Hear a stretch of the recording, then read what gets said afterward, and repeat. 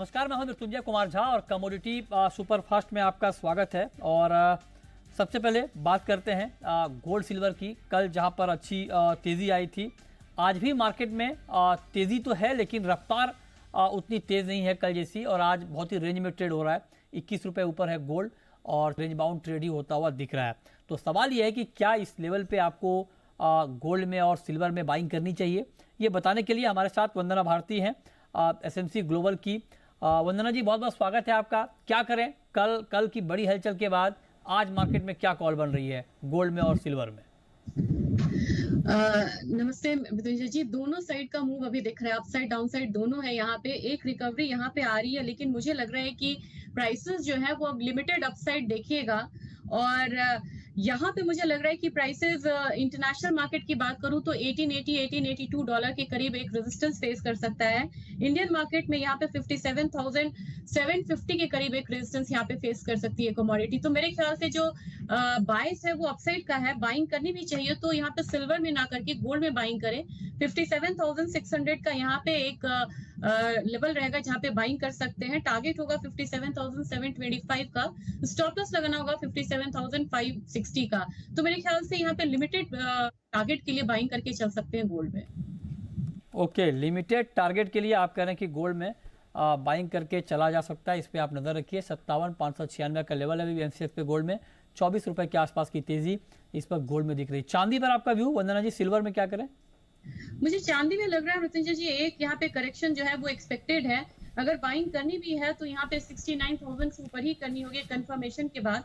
Upside जो है 69,700 तक एक लिमिटेड अपसाइड रहेगा। इसके लिए स्टॉप लॉस लगाना होगा 68,750 का। और चांदी में मुझे लग रहा है कि एक बार 69,700 से 70,000 ये एक रेजिस्टेंस रहेगा इस कमोडिटी के लिए। उसके ऊपर अगर वीकली क्लोजिंग हो जाती है तब फर्दर अपसाइड देखने को मिलेगा। ओके, ठीक है। तो ये राय आपकी हो गई चांदी के ऊपर। कल क्रूड में भी हमने तूफानी तेजी बनती हुई देखी थी। आज अगर आप मार्केट के मूड माहौल को देखें तो आज भी कच्चा तेल ऊपर तो है, लेकिन वो तेवर नहीं कल वाला जो हमने देखा था। करीब 300 रुपये एमसीएक्स पर दाम कल ऊपर थे, आज 10 रुपये ऊपर है। तो क्रूड पर आपका व्यू क्या बन रहा है? इजराइल और हमास के बीच जो युद्ध का माहौल बना हुआ है, उससे जो सप्लाई घटने की आशंका बनी थी, क्या वो बनी हुई है और तेजी आप देख रही हैं? अभी यहाँ पे मृत्युंजय जी एक नी जर्क रिएक्शन तो आ चुका है। अब मार्केट वेट कर रहा है कि नेक्स्ट मतलब ये कन्फ्लिक्ट है, ये डीप होता है या फिर किस तरीके से। अगर ईरान यहाँ पे इन्वॉल्व होता है तो निश्चित तौर पे एक अपसाइड जो है वो देखने को मिल सकता है यहाँ पे। फिलहाल मुझे लग रहा है कि बाइंग कंटिन्यू इसमें रह सकती है। इनिशियल करेक्शन देखने को मिला था मॉर्निंग में, लेकिन वापसी से प्राइसेस जो है थोड़ा ऊपर की तरफ ट्रेड हो सकता है। 7200 के करीब यहाँ पे बाइंग की सलाह रहेगी। 7260 का टारगेट होगा, स्टॉप लॉस लगाना होगा 7170 का। लेकिन मुझे लग रहा है कि अभी अब 3%, 4%, 5% वाला माहौल जो है वो यहाँ पे नहीं है, और एक मार्जिनल जो अपसाइड है वो देखने को मिलेगा यहाँ पे क्रूड ऑयल में। ओके, एक मार्जिनल अपसाइड आप कह रही हैं कि कच्चे तेल में देखने को मिल सकता है, इस पे आप नजर रखिए। ओके, नेचुरल गैस पर आपका व्यू, यहाँ पर कोई ट्रेड आपको दिख रहा है? ये कमोडिटी क्लैरिटी के साथ यहाँ पे ट्रेड कर रही है मृत्युंजय जी। मुझे लग रहा है कि अगर थोड़ा कोई पोजिशनल ट्रेड भी लेना चाहते हैं तो 301 302 तक के प्राइसेस भी देखने को मिलेगा।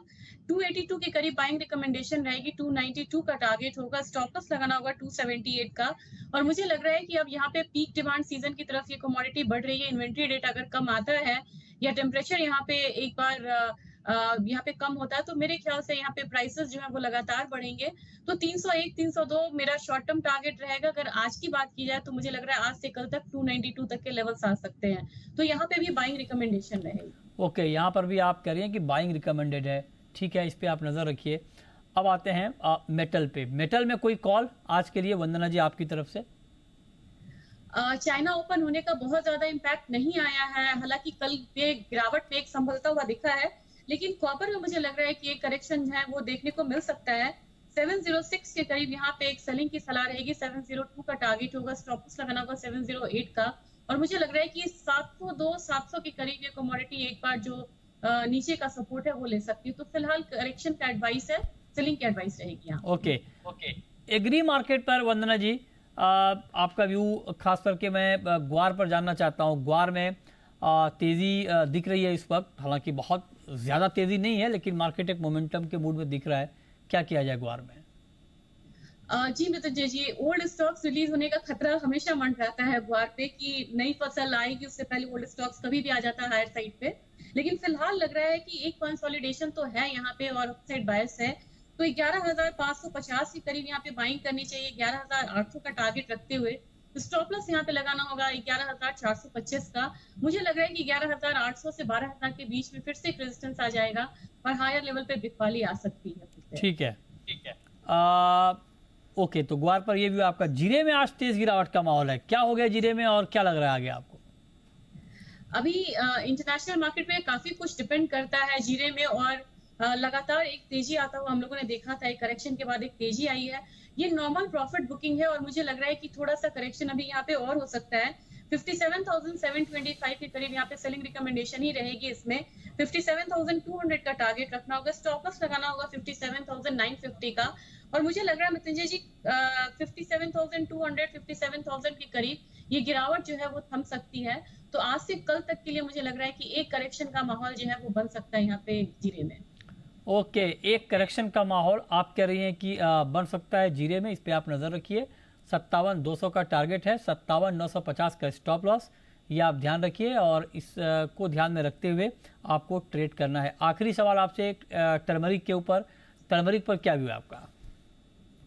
मुझे टर्मरिक दिसंबर यहाँ पे संभलता हुआ दिख रहा है, तो मैं दिसंबर में कहूंगी कि यहाँ पे एक ट्रेड लेना चाहिए। 14,875 के करीब बाइंग रिकमेंडेशन ही रहेगी मेरी।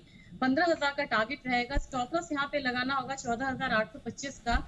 और मुझे लग रहा है कि 15,000 15,100 तक के जो लेवल्स है वो आ सकता है टर्मरिक में, तो बाइंग करके चलना चाहिए फिलहाल। ओके, ठीक है।